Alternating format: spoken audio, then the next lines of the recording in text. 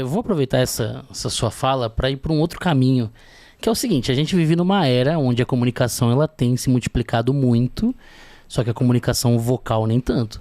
O que a gente percebe é cada vez mais os jovens escrevendo muito, digitando muito, falando muito pouco. Até comento no final do ano, estive com a família da minha esposa no litoral, e os adolescentes todos sentados ali e, mano, ninguém falava nada, velho. Todo mundo mexendo no celular, só fazia assim, ó. Antigamente a família mandava a criançada calar a boca, agora o pessoal fala aí. Interage, tira o celular da mão, né? Vai interagir, fala com seu primo. Não dá pra falar que não é uma linguagem. É uma linguagem, é uma forma de comunicação. Mas o quanto isso de fato tem impactado, né? E o quanto isso vai impactar no futuro. Porque assim, os produtores de conteúdo são ótimos comunicadores. E eles que são assistidos por muitos. Isso. Só que aqueles que estão assistindo que não se comunicam. Né? O impacto disso na sociedade. É enorme, né?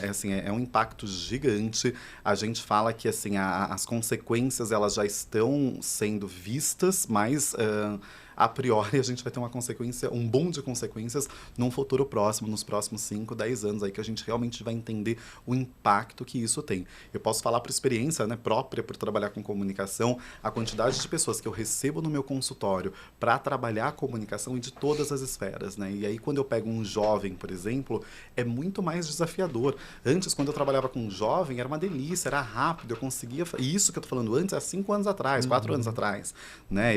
Quando eu estava na minha graduação, eu já dava aula de comunicação por ter a formação em teatro. E eu tinha muita facilidade. Os jovens iam lá à frente, era um ou outro que tinha uma questão de timidez. Agora, recentemente, o pessoal do Instituto Federal de São Paulo me chamou: Henrique, a gente precisa que você venha aqui e faça um workshop, uma coisa prática, porque a gente está com um número expressivo de pessoas com dificuldade de comunicação. E isso não é só lá no Instituto Federal, é quase que dizer uma coisa global. As pessoas estão com cada vez mais dificuldade de interagir, essa comunicação vocal, essa comunicação presencial, porque é isso, né? O que a gente acabou de falar. É refinado, a gente faz isso com muita naturalidade, mas é algo difícil. E como tudo, né, gente? Você precisa criar um hábito daquilo, né? Então, assim, se o meu hábito é ficar escrevendo o tempo todo, eu vou escrever bem. Se o meu hábito é jogar bola o tempo todo, eu vou jogar bem. O meu hábito é jogar beach tennis o tempo todo, eu vou jogar bem. Mais ou menos, né? Porque o beach tennis ainda sou muito... Isso, embora eu pratique muito. Mas a comunicação não é diferente. Então, lembra que eu contei para vocês da minha formação em teatro e tal? Eu falo, por que eu acho que eu tenho esse viés na comunicação? Porque isso eu posso falar com muito orgulho da minha carreira, se tem uma coisa que eu fiz, foi aparecer, viu, gente? Vocês não têm ideia. Porque assim, olha, eu ia à igreja, tinha que fazer a leitura lá, a segunda leitura. Quem vai fazer? Eu. E aí eu ia tremendo. Tinha situações, né? Isso eu nunca contei. Mas tinham situações em que eu ficava assim, falava, ai, gente, será que podia desmaiar? Agora eu podia desmaiar. Porque eu olhava aquela igreja, aquela coisa lotada, tinha gente pra fora e eu me... Era o horário perfeito pra rolar um evento, né? Super. E eu assim, apavorado, aquele tanto de gente, eu falei, eu preciso ser bom, porque eu sempre me cobrei muito, assim, eu queria fazer bem, não queria fazer mais ou menos, eu queria sair dali, tinha uma coisa narcisista, sabe, de sair que as pessoas me elogiassem, que falassem que a segunda leitura foi expressiva, que ela se sentiu tocada. Não era só ser visto. Não, queria que... Imitava Edir Macedo, velho. Era uma coisa... Exato, não, você tá aqui, aleluia, então assim, sabe, e aí isso era uma situação bárbara. Hoje eu falo, caracas, que bom que eu fiz isso, porque tudo que tinha, espanhol, né, eu adorava espanhol e era algo que eu tinha mais facilidade. A minha professora falou assim um dia, Henrique, você quer dar aula de espanhol na igreja? Não sei o que, eu falei, quero. E assim, eu não era bom o suficiente para dar aula, então eu fui lá e me arrisquei. Então todas essas situações me prepararam para esse futuro, onde a gente tem que dar entrevista, que a gente tem que falar num podcast, e aí quando a gente fala, eu não preciso ir muito longe, a gente pega colegas, né, da nossa profissão, por exemplo, que se você fala, vamos num podcast, vai dar uma entrevista, a pessoa trava de jeito nenhum, não tem condição, não é? Acabei de perceber que eu precisava muito de fono quando eu era mais jovem e não tive essa oportunidade. Não, porque vai vendo, no colégio... Eu já era desenrolado.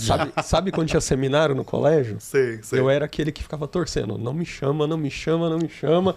Quando tinha teatro, assim, não. E aí isso foi mudando, assim, quando eu entrei na faculdade, isso foi melhorando, até pelo tanto de contato com tantas pessoas diferentes que a gente tinha. Lá na nossa república a gente fazia muita festa, então a gente saía pedir patrocínio, saía para vender convite, legal, divulgar. Bárbaro isso. Então isso foi trabalhando ao ponto de que dar um seminário na faculdade era bem ok. Mas aí eu já dominava o tema, então isso facilitava muito. E aí você falou o negócio do espanhol, aí chegando mais para frente...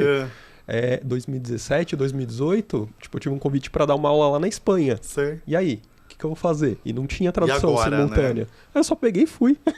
Mas E dei aquele né, portunhol e bora, vamos, gente, vamos. Agora, a gente fala uma coisa séria, né? Assim, das situações em que a gente é chamado a estar, né? Vamos chamar assim. A maioria a gente não está completamente pronto. Sim. Né? E isso é uma coisa que eu falo assim, eu não estava pronto para 90% das coisas que eu fui convidado a fazer, incluindo a gestão. E a gente vai aprendendo, e a gente erra, e a gente acerta. O importante é a gente ir lá. É claro, se tem algo que eu acho que vai me expor muito, que não tem nada a ver comigo, é claro que a gente filtra. Vai te prejudicar. Que vai me prejudicar, exato. Mas você não vai estar se sentindo bem fazendo aquilo, exato. né? Aí eu não vou fazer porque, né, assim, é uma exposição, é completamente desnecessário. Mas se é algo que tem a ver com aquilo que é um propósito de vida para mim, que faz sentido dentro da minha área de atuação, a gente tem que encarar e entra como um desafio. E aí, voltando para a sua pergunta, que ela é ampla mesmo, e eu acho que vale a pena a gente perder um tempo aqui falando sobre isso, aliás, ganhar um tempo, né, porque eu acho que as pessoas vão aproveitar isso de uma forma muito intensa, não dá para a gente deixar de estimular esse tipo de exposição. Então eu falo, como que você se torna um melhor comunicador? Se você tem muita dificuldade, procura um profissional, procura um fonoaudiólogo, por exemplo. Mas, se você fala, eu quero começar a treinar agora, comece se comunicando, né? Não tem outro caminho. Então, tá ali naquele grupo de pessoas, ao invés de ficar só no grupo que você tem contato, que são as pessoas que você tem um certo conforto para se comunicar, tenta se comunicar com um grupo oposto. Agora a gente acabou de sair de uma situação, né, política. Política é a coisa que mais polariza comunicação. E a gente precisou o tempo todo, né? Eu estava até numa aula com o professor Karnal recentemente, e aí eu fiz essa pergunta para ele, eu falei, Karnal, como é que a gente faz, né, numa situação dessa, em que a gente tem uma polarização enorme política, como é que a gente faz para se comunicar? Porque é tudo muito extremo, né? E eu recebia muito esse tipo de questionamento no consultório, trabalhava alguns aspectos para que isso fosse mais amenizado, por assim dizer, mas ainda assim, né? E aí o Karnal falava, Henrique, se a gente... Porra não, né? Porque o Karnal não fala porra, gente. Quem fala porra... Poxa vida, Henrique. Deixa mais bonitinho, né? Imagina usar o nome dele aqui falando palavrão. Mas ele falava assim... Olha, se você tem uma situação em que você entra em desacordo de 70% das coisas, tem 30% que vocês concordam, falem desses 30%. Não fale só do desacordo, falem daquilo que vocês têm, né, quando é um viés político. Né? Óbvio que político e religioso são situações quase que impenetráveis, né, na nossa cultura. É muito difícil da gente falar desse assunto sem que vire uma guerra. Sim. Agora, do contrário, né, quando a pessoa está, por exemplo, um chefe, né, você está lá com o seu chefe, ele falou uma coisa que você não concorda e que você fala, não quero ter que assumir isso aqui, não. Existem técnicas, né? Então eu falo que tem uma técnica que eu gosto muito, que a gente chama de ABC, né? Que é de Ehrenbridge e de Categorize. Então, por isso que tem essa configuração. Quando eu estou ali no alinhamento, né, então eu começo pelo alinhamento. Eu vou evitar um desacordo, um desencontro inicial. Então, se o Ivens fala, Henrique, esse copo está vazio, e eu estou falando que esse copo está cheio, eu vou falar, Ivens, vamos tentar entender qual que é a configuração primeiro de um copo vazio, de um copo cheio. Né? Então, eu estou tentando alinhar, né, aquela situação. Depois eu faço uma ponte, né, que é o de bridge, do B. Na ponte, eu não vou fazer também um contraponto, mas eu começo a trazer aí informações. Não, porque você não concorda que, assim, se esse copo estivesse cheio, tudo bem, ele estaria translúcido, mas eu teria aqui uma outra linha marcando com provavelmente uma água e tal. E aí eu começo a fazer uma ponte, eu começo a fazer uma configuração entre aquilo que ele acredita com aquilo que eu quero deixar claro para ele que é a minha verdade, quase que dizer ali, absoluta.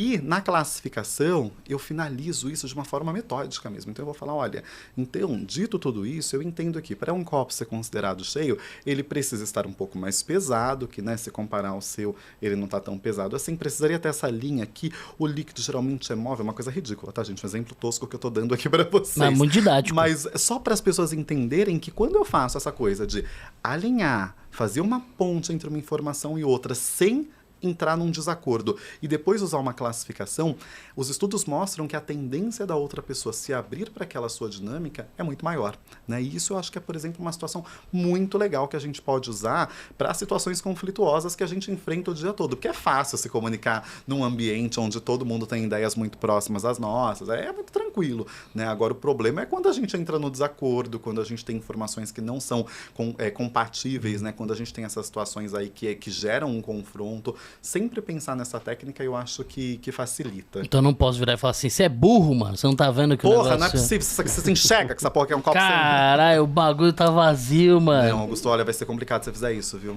Aí acho que é o desacordo ali. Eu vou ter que...